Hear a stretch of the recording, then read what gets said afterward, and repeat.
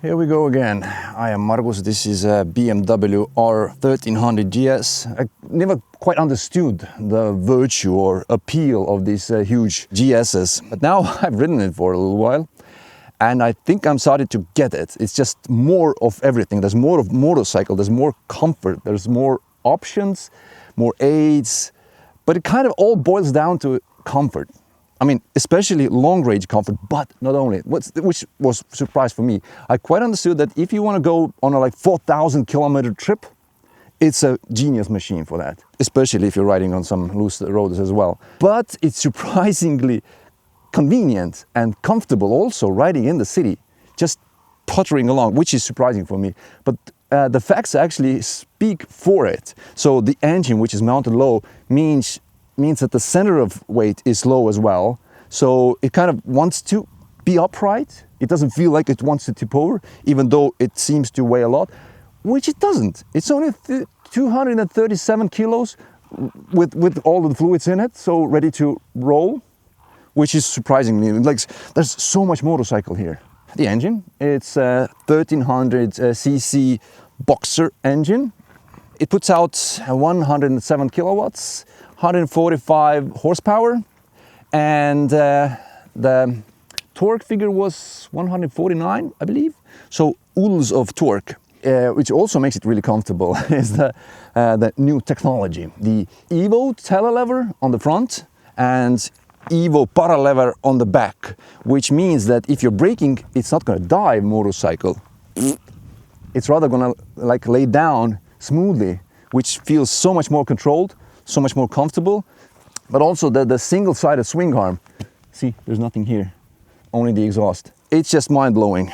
It doesn't look like there's much of it, and it also has the shaft in it, so it's shaft drive. All of my motorcycles have had chains, and I fucking hate maintaining a chain. The gear system, yeah, no clutch, which means you can either shift it yourself. Like on loose stuff riding, it's better to have control, that it doesn't change at odd times.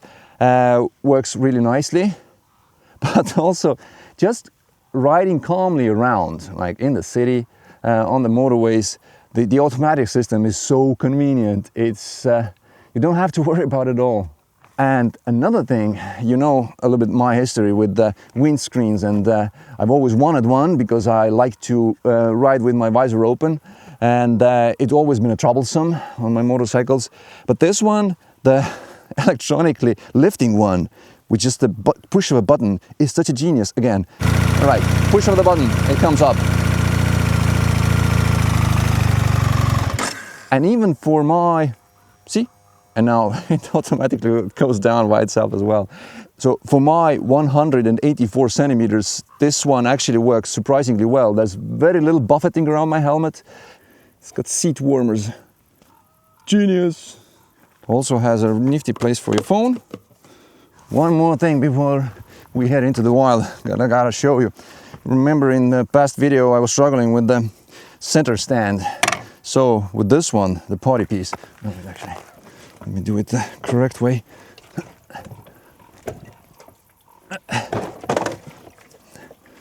So, say for the sake of the argument, you have your motorcycle on the side stand, it's not on the center stand. If you turn on the ignition and you lift it up, let's get the side stand down. Now, if I start putting down the center stand, it's gonna lift the rear wheel and make it super simple and easy to get it on the center stand. Genius! Let's get it on. Actually riding it up standing is supernatural. I can grip with my knees very well, and that's why it actually makes it so reassuring. I don't feel like I'm riding like a 200 plus kilo motorcycle at all. All right. See the gear changes. Actually, I don't even feel the gear changes. Right now, it's in the manual mode, so I'm changing those myself.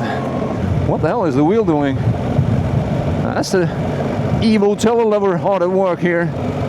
I'm not saying that it's like a plush ride, but it's also not backbreaking, and this is a really, really bad road. You can't get much worse than this. But yeah, the torque numbers does mean that I don't really have to worry, even not being in the automatic mode, I don't really have to worry about what gear I'm in.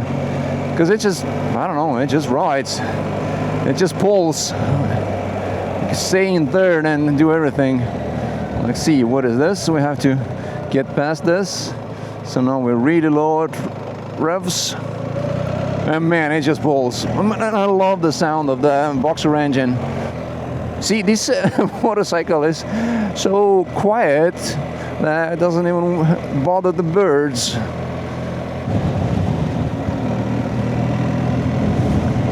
I mean, it feels like a sports bike at times.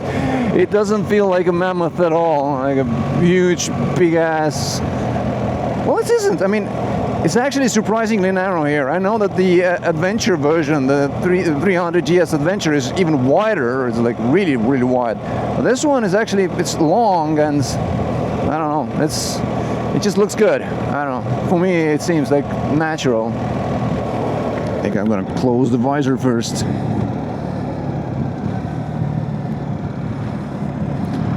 And also, oh geez.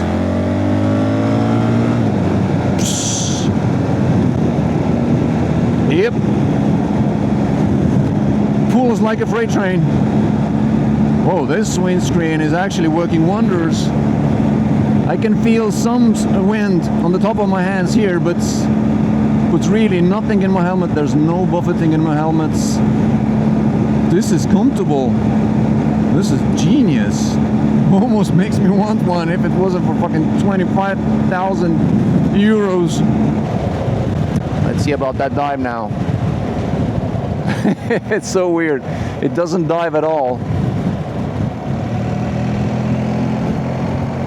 For a daily rider, this is, I mean, this is beyond wonderful. Because I really, really thought that in the city I would struggle with it. I even remember riding the Ducati Desert X, which is, I think it's even somewhat lighter than this. Smaller displacements, should be more nimble, and yet whenever I came to a stop behind a traffic light, I would feel like I'm going to tip over. With this one, there's none of that.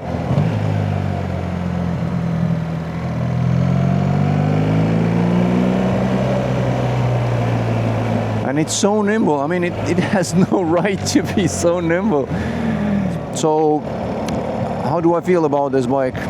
And mainly, what is stopping me from having this motorcycle? There is one really big, blatant flaw. It's the price. I just don't have the money.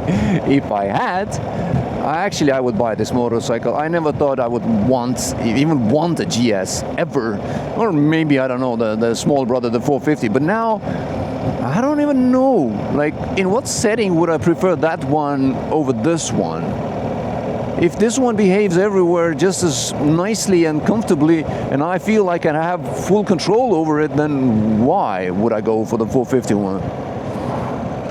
Say for the price, yes. It's double the price.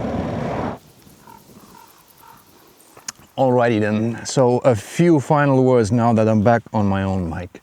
So, after a few more experiences, I would say definitely I would not get myself an R1300 GS for one very good reason, because I just can't lift that damn thing. What happened is that after I finished this video that you were watching right now, I went on a photo shoot or video shoot riding around the motorcycle, and I almost ran into the camera car, strategically laid the motorcycle on the ground, and obviously had to lift it up on the gravel again. And yeah, broke my back again. I mean, didn't break it, but it just hurts like a bitch. So I can't have that happening to me all of the time. So yeah, that's my final thoughts. It's an amazing bike. It's a great motorcycle. If you're strong enough, or if you don't get into troubles like that, and apparently I do. So yes, I need myself an AJP PR7.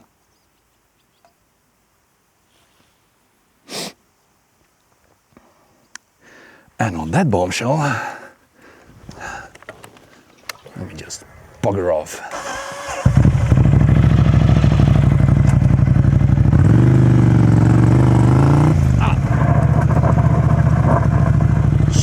my helmet.